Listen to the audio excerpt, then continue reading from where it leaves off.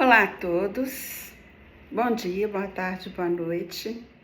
Então, dando continuidade à sequência proposta, que é o trabalho do psicólogo nos vários nichos, né, onde ele possa atuar, hoje nós vamos falar do psicólogo nas instituições hospitalares, né?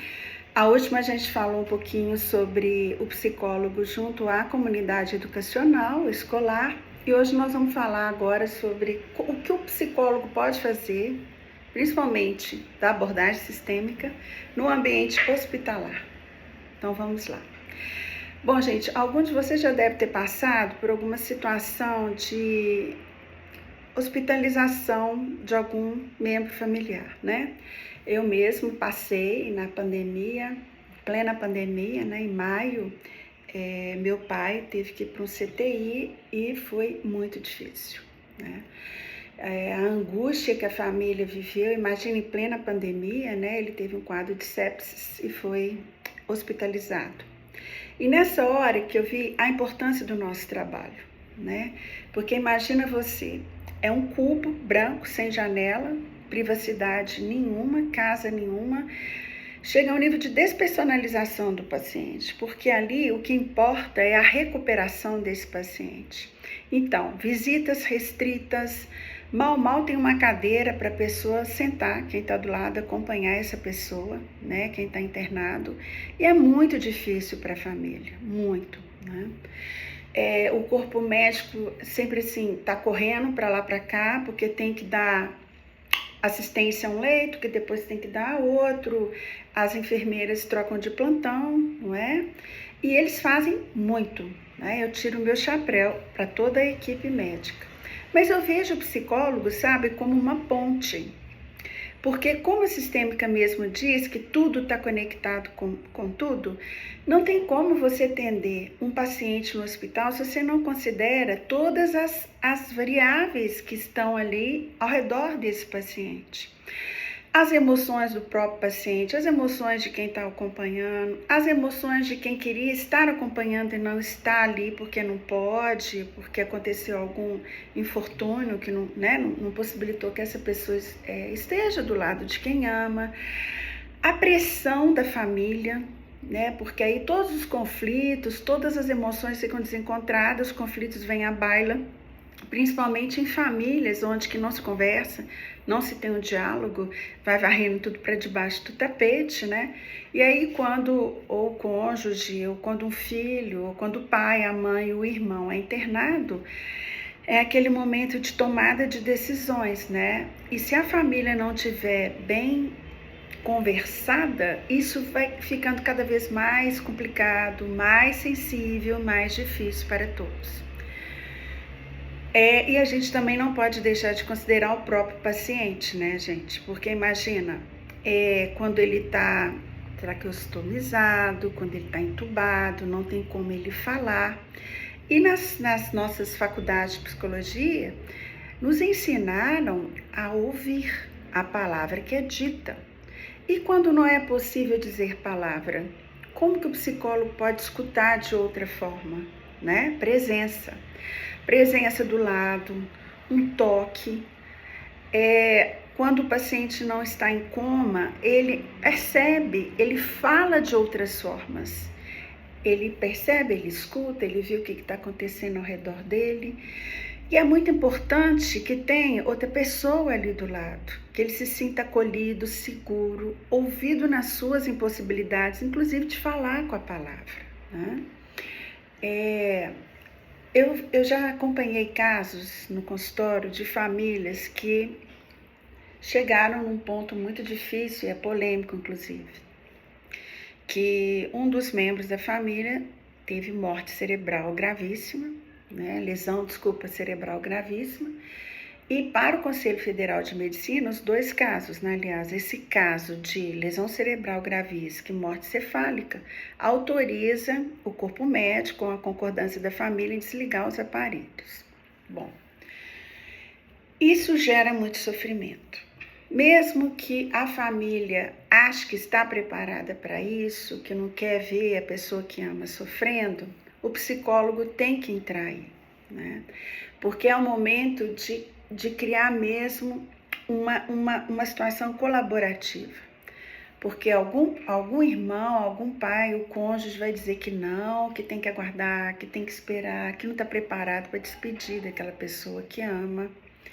E é um momento muito difícil, né? Inclusive, existem situações em que a pessoa, né, ela não tem que estar adoentada, ela está no seu juízo, né, na sua consciência, ela pode até o cartório assinar um documento das diretivas antecipadas de vontade. Vocês já ouviram falar? É um documento que expressa as decisões daquela pessoa. Ele pode ser alterado a qualquer momento, a qualquer hora.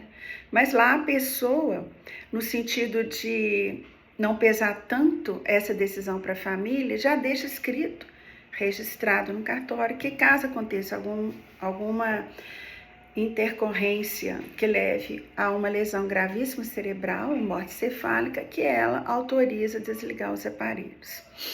Isso principalmente para famílias em que isso é complicado, né? A vivência do luto, da morte, qualquer processo de escolha vira litígio, fica complicado, fica difícil. E ainda assim, com esse documento assinado, existem famílias que ainda não dão conta, não querem, né?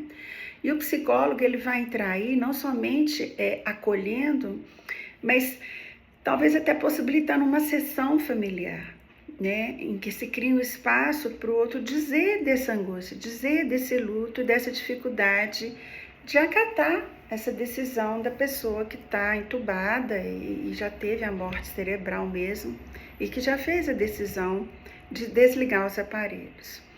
Isso gera, claro, gente, muita angústia, né? Muita tristeza, porque além de lidar com a morte da pessoa que você ama, você ainda tem que lidar com essa decisão da pessoa em vida, consciente, de desligar os aparelhos. Muitas famílias começam a pensar, poxa, o que fez ele fazer isso? Por que ele assinou esse documento? O que eu poderia fazer? O que eu deixei de fazer? Se cobrando, se culpando em uma situação que não é pertinente, porque já tem a angústia do luto, da perda, e vem a angústia da culpa. Vocês já perceberam? Então o psicólogo, ele entra aí fazendo essas conexões e principalmente sendo ponte entre essa família que está sofrendo com o corpo médico, com a enfermaria, com a fisioterapia cardiorrespiratória, né? Além do que ele também pode auxiliar essa família para além da hospitalização, né? Em alguns plantões, ele pode acompanhar esse paciente em casa, depois que saiu do hospital, na retomada de sua vida. A própria família, né? Vai o fisioterapeuta com algumas orientações, né? Principalmente home care, em caso que as famílias decidam pelo home care.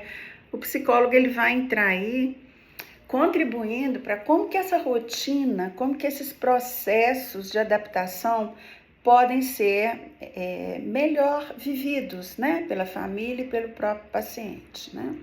Além do que, em reuniões de equipe, com o corpo médico, com o corpo da enfermagem, lógico, né, gente, a gente tem muito a oferecer. Ele pode contribuir com todas as suas percepções, as suas avaliações de como que a pessoa está, trazendo mais essas questões da intersubjetividade, da convivência daquele paciente, da forma com que ele se expressa. Muitas das coisas que pode passar batido pelo corpo médico, que é muito corrido, né? Tá no leito, tá no outro. A enfermagem também muda o plantão. Esse psicólogo pode ajudar na questão de esclarecer, clarear mais alguns desejos, algumas percepções, algumas palavras que estão sendo ditas pela família, mas quando chega o médico, chega a enfermeira, a família, né, se silencia, mas para o psicólogo ele pode dizer daquele mal-estar, de alguma coisa que pode estar acontecendo, claro, óbvio, acatando toda a questão do nosso sigilo, da nossa profissão, né? Até que ponto levar ou não levar, isso a gente sabe. Temos um código de ética, né, do Conselho Federal de Psicologia, que nos orienta, que nos ajuda nessa conduta, porque é muito sensível.